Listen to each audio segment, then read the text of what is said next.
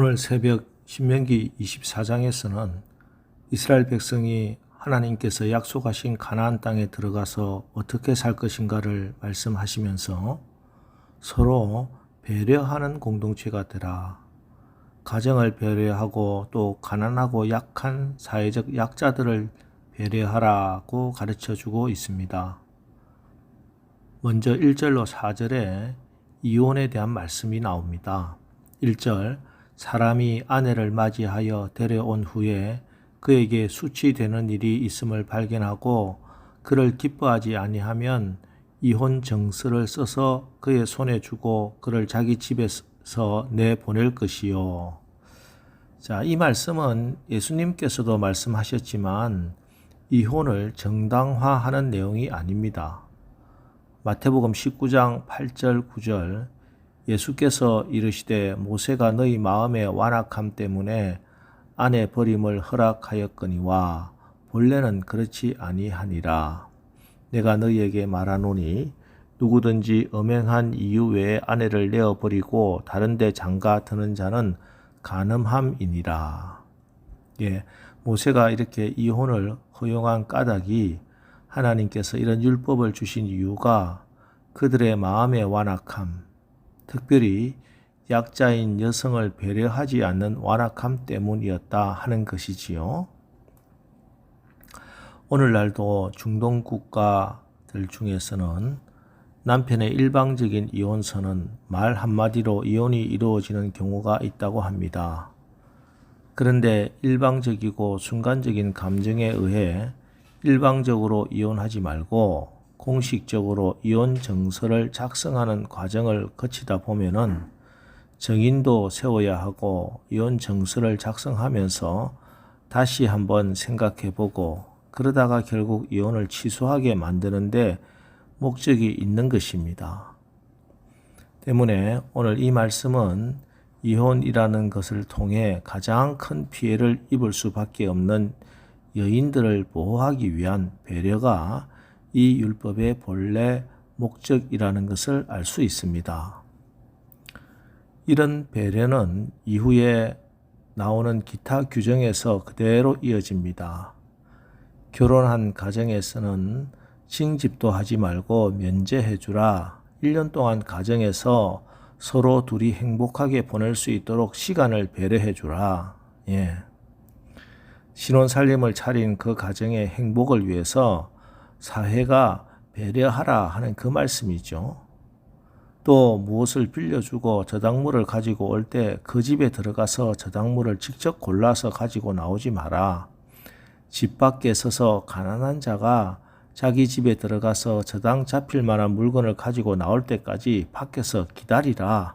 그리고 그가 가난한 자이면 그 저당물을 반드시 해가 지기 전에 돌려주어라. 가난한 자가 저당 잡힐 수 있는 것이 외투밖에 더 있겠습니까? 그런데 그것 가지고 하룻밤 묵고 나면은 가난한 자가 그 외투를 덮고 자지 못하면은 추위에 뜰 것이기 때문에 반드시 해가 지기 전에 돌려주라는 말씀입니다. 이어지는 품삯을 미루지 말라는 말씀도 마찬가지입니다. 상대방을 배려해 주라. 그곳에 하나님 나라가 임한다 하는 그 말씀입니다. 이철환 작가의 곰보빵 중에 엄마 친구라는 제목의 이야기입니다. 저녁 무렵 음식점 출입문이 열리더니 한 여자아이가 동생들을 데리고 들어왔다. 초라한 차림의 아이들은 잠시 머뭇거리다가 주방에서 가장 가까운 테이블에 자리를 잡았다. 아저씨, 짜장면 2개만 주세요. 언니는 왜 안 먹어? 점심 먹은 게 체했나 봐. 아무것도 못 먹겠어. 언니, 우리도 엄마 아빠가 있었으면 얼마나 좋을까. 저렇게 같이 저녁도 먹고. 동생은 건너편 테이블에서 엄마 아빠랑 저녁을 먹고 있는 제 또래의 아이들을 부러운 눈으로 바라보고 있었다. 바로 그때 영선이 주방에서 급히 나와 아이들에게 다가갔다. 너 혹은 이내 아니니? 이내 맞지? 네, 맞는데요. 영선의 갑작스런 물음에 아이는 어리둥절했다. 엄마 친구야, 나 모르겠니? 영선이 아줌마. 아이들은 말이 없었다. 한 동네에 살았었는데 네가 어릴 때라서 기억이 잘 안 나는 모양이구나. 그나저나 엄마 아빠 없이 어떻게들 사니? 그녀는 아이들의 얼굴을 하나하나 어루만져 주었다. 그제야 굳었던 아이들 얼굴에 환한 미소가 번졌다.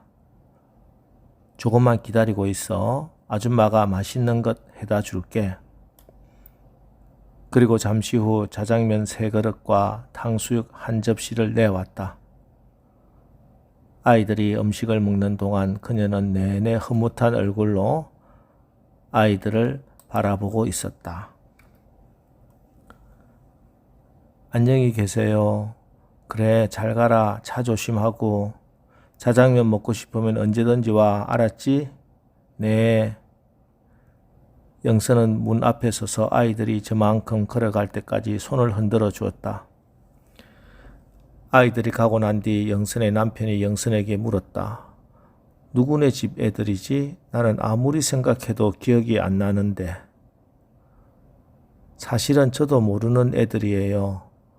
엄마 아빠가 없는 아이들이라 해서 무턱대고 음식을 갖다 주면 아이들이 상처받을지도 모르잖아요. 엄마 친구라고 하면 아이들이 또 올 수도 있고 해서. 그랬군. 그런데 아이들 이름은 어떻게 알았어? 아이들이 말하는 걸 들었어요. 주방 바로 앞이라 안에까지 다 들리더라고요. 이름까지 알고 있어서 나는 진짜로 아는 줄 알았지. 상처를 주지 않고 사랑하기란 얼마나 어려운 일인가. 소리 없이 아픔을 감싸준다는 것은 얼마나 아름다운 일인가. 이런 내용입니다. 상처를 주지 않고 사랑하기, 소리 없이 아픔을 감싸기, 이 얼마나 아름다운 일입니까? 이것이 배려입니다. 특별히 오늘 말씀에 거듭되어 나오는 말씀이 있습니다. 객과 고아와 가부들을 위하여 남겨두라는 말씀입니다. 19절 20절 네가 밭에서 곡식을 벨 때 그 한 붓을 밭에 잊어버렸거든 다시 가서 가져오지 말고 나그네와 고아와 가부를 위하여 남겨두라. 네가 내 감람나무를 떤 후에 그 가지를 다시 살피지 말고 그 남은 것은 객과 고아와 가부를 위하여 남겨두며 또 21절에도 네가 내 포도원의 포도를 딴 후에 그 남은 것을 다시 따지 말고 객과 고아와 가부를 위하여 남겨두라. 예, 이게 배려입니다. 오늘 이 객과 고아와 가부들을 위하여 남겨두라, 배려하라 하는 이 하나님 말씀에 순종한 사람이 대표적인 사람이 있죠. 바로 룻기에 나오는 보아스입니다. 성경은 오늘 이 신명기 말씀 그대로 순종하고 실천한 보아스를 이렇게 소개합니다. 룻기 2장 1절 나오미의 남편 엘리멜렉의 친족으로 유력한 자가 있으니 그의 이름은 보아스더라. 여기서 우리말 성경에 유력한 자로 번역한 이 말은 히브리 말로는 이시 깃보르 하일입니다. 이시는 사람 남자라는 뜻이고 깃보르는 강한 스트롱, 강력한 마이티라는 단어고요. 그리고 하일은 힘, 부, 군대를 뜻합니다. 그러니까 보아스는 부자이면서도 영향력이 큰 사람이다 이런 뜻입니다. 자, 그럼 누가 깃보르 하일 유력한 자입니까? 누가 부자이고 누가 정말 영향력 있는 사람입니까? 보아스가 유력한 사람이라고 한 것은 그가 큰 부자이기 때문도 아니요 높은 자리로 출세했기 때문도 아니며 옷을 잘 입고 말을 유창하게 잘하기 때문도 아닙니다.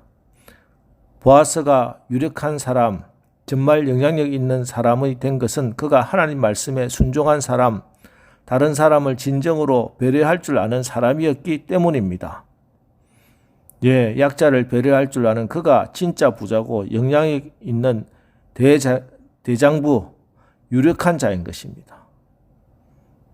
자, 오늘 우리 모두는 이 하나님의 배려와 사랑으로 생명을 얻었고 오늘 이 새벽에 나와 하나님을 아버지라 부르며 기도합니다.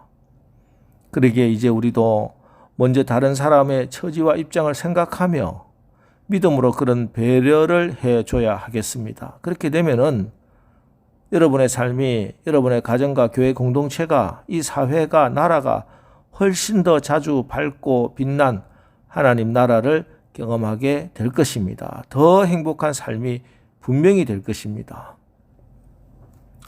오늘 우리를 사랑하시고 배려하시는 하나님이 주신 이 말씀 붙들고 우리 함께 기도합시다. 믿음으로 기도하시고 성령께서 여러분의 마음과 영을 조명해 주셔서 지금 오늘 나의 배려가 필요한 그곳에 하나님의 배려를 전달하는 축복의 통로가 되는 오늘 하루가 되시기를 주님의 이름으로 축원합니다.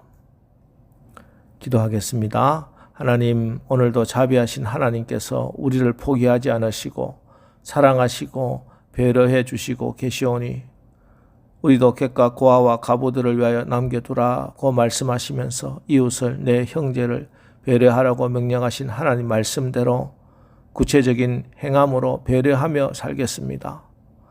오늘 우리가 기도하는 가운데 우리가 말씀에 순종하여 배려함으로 우리 가운데 세워나가야 할 하나님 나라 비전이 보이게 하옵소서. 우리가 이 사회에 하나님의 은혜의 통로, 사랑의 통로, 생명의 통로가 되게 하옵소서. 그리하여 우리 가운데 하나님이 통치하시는 하나님 나라 임하게 하옵소서. 예수님의 이름으로 기도합니다. 아멘.